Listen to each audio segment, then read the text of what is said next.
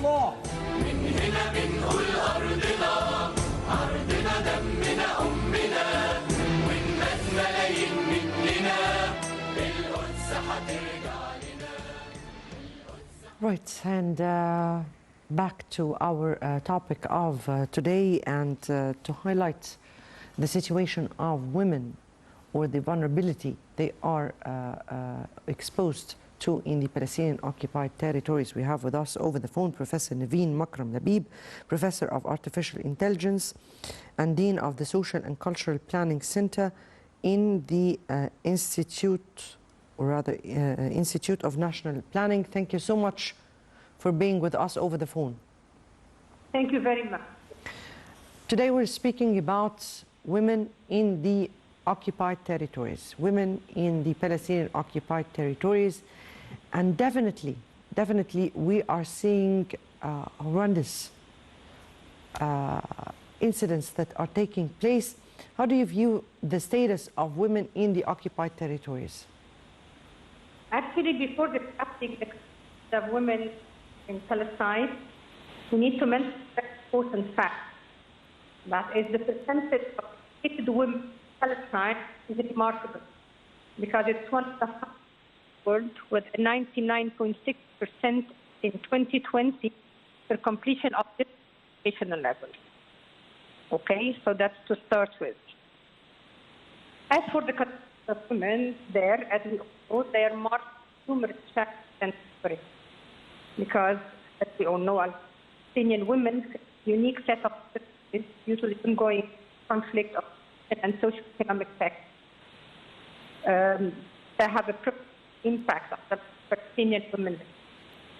We see women enduring consecutive occupation, including restrictions on movement, limited access to sources, limited access to services, destruction of homes and infrastructure, and again, conditions mark the hardship faced by women, affecting their safety, health, and overall well-being. Moreover, the socio-economic situation in Palestine nowadays poses additional challenges for women because of the high unemployment rate, the poverty, the limited access to services, to social services, and so on. But despite these challenges, we find that Palestinian women demonstrate remarkable resilience and determination. Dr. Naveen, let me here divide what you said into some sections. Women under occupation, women in the Palestinian-occupied territories, women from the political point of view, women from the economic and social point of view. So let me here take it, women under occupation and the resilience of the Palestinian women, because definitely Palestinian women has their own status in the occupied territories, being exposed to several conditions. Politically, how do you view the status of the Palestinian women in the occupied territories? Let's say that now we see the persistence of Palestinian women there, a testament of their strength and resilience, because Palestinian women are faced with immense challenges in these difficult circumstances for their country. We're talking about occupation, about some gender-based discrimination, and so on. And on the other side, we know that Palestinian women bear the burdens of the daily life there. They play a crucial role, whether in preserving their families and communities, whether on the political side, and they still confront economic, social, and health challenges there. We also find that Palestinian women work in various fields, whether we're talking in the economic field, in political, and so on. We find women there working in agriculture, in the education sector, in healthcare, in humanitarian work, making significant contributions to their communities. And again, despite all of the tremendous challenges they're facing, they remain a source of inspiration and strength for all of us, because they're still demonstrating an immeasurable resilience. They're still working to promote awareness, education, and empowerment in the Palestinian society. Indeed. If that is the status of women under occupation, without even speaking about now a big crisis that they are under the Israeli strikes. Their houses are demolished, their lives is tremendously under threat. the resilience of the Palestinian woman who is under direct strikes?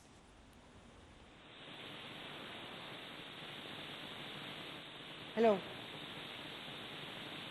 Hello? Yes, Dr. Yes. Naveen. Would you please repeat the last sentence? Definitely. So I'm speaking here about that we spoke about the status of Palestinian women under occupation.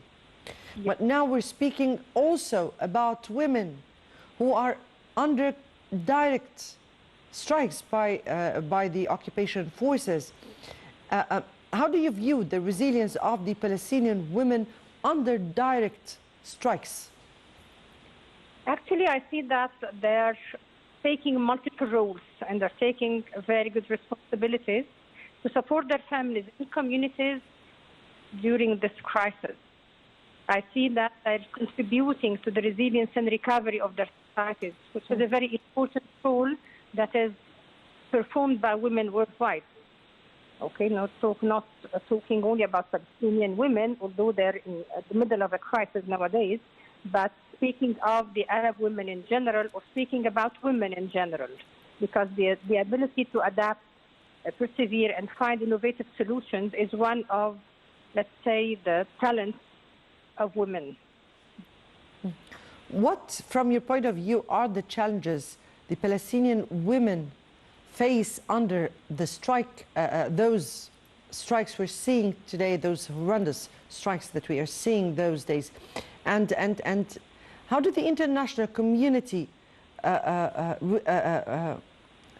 contribute by their silence to the status, to the enormous suffering of Palestinian women in those areas? Okay. Again, as we realize that these women are faced with many problems and challenges, if we may say. So we're talking about the unemployment, the poverty, and above all, the limited access to healthcare services, to social services, to food, and so on. And we see that some of the people are perceiving these problems and challenges and kind of supporting the women there. Other people do not perceive that. And that's the usual any issue or for any cause. We are definitely pro, and we are definitely trying to find solutions to help Palestinians and to help Palestinian women. But on the other hand, there are other people that do not perceive it that way. So it's a matter of perception. Yes, here I'm speaking particularly about the challenges the women or the Palestinian women face during the strikes by the occupation forces. Their houses were demolished. They saw the children dying in front of their eyes. They lost the babies. How do you view the challenges faced by Palestinian women at this very precise time and the trauma they will be dealing with after, if this injustice would really end? Actually, we hope that it will end soon. Yes, very much Okay. indeed. Yeah. So again, as you just mentioned, Palestinian women are faced with many challenges, and maybe we should use a stronger term than challenges, because we're not only talking about the restrictions on movement or the limited access to resources or the limited access to services, the destruction of their homes, the infrastructure problem. I guess they're faced with, let's say, other problems. And all of these conditions, hard kind of hardships faced by women there, and they're affecting their safety, their health, their overall well-being. That's the case there, as we see every day. Dr. Naveen, women take a priority file in the UN SDGs or the United Nations Sustainable Development Goals. Women is a complete sector of this whole plan. The protection of women is one of the prior points put by the UN SDGs goals. How is that being applied on the Palestinian women? I see that there are many challenges whenever we're applying or whenever we're trying to apply the SDGs during this crisis there. Because as we all know, with the SDGs, we're providing kind of equality, no biases, better healthcare services, better educational services. We're trying to help fighting poverty. We're trying to help having some cooperation between different stakeholders so as to be able to provide a better life for all. So I don't think that that's the case there. I mean, being involved in this file, I do not see that it relates to what's going on there. Because we're not fighting poverty, we're not providing better health or better education or better employment for these women there. We're faced by many challenges. And again, I see that that's the normal case whenever you have a conflict, whenever you have war. I guess that's normal. Civilians at large have the rights to be protected, particularly by the occupation forces, since they are under occupation. Women in particular, and girls, definitely. How do you view their rights, their legitimate right in finding protection, since they are under the occupation forces by the occupation forces? No, I don't think that they're getting their humanitarian rights till now. Because when they're not provided with homes, with food, with health care, with education, with employment, or even with safety, then we cannot say that they have any of these rights. How is the international community dealing with such crisis from your point of view? Okay, let's discuss it from a media perspective. As you know, that some media channels are focusing on showing the hardships faced by these women there, while others are doing just the opposite. So whenever we have any discussion with people, from other countries, because we as Egyptians were definitely supporting the Palestinian cause and we're definitely trying to find a peaceful solution to what's going on there.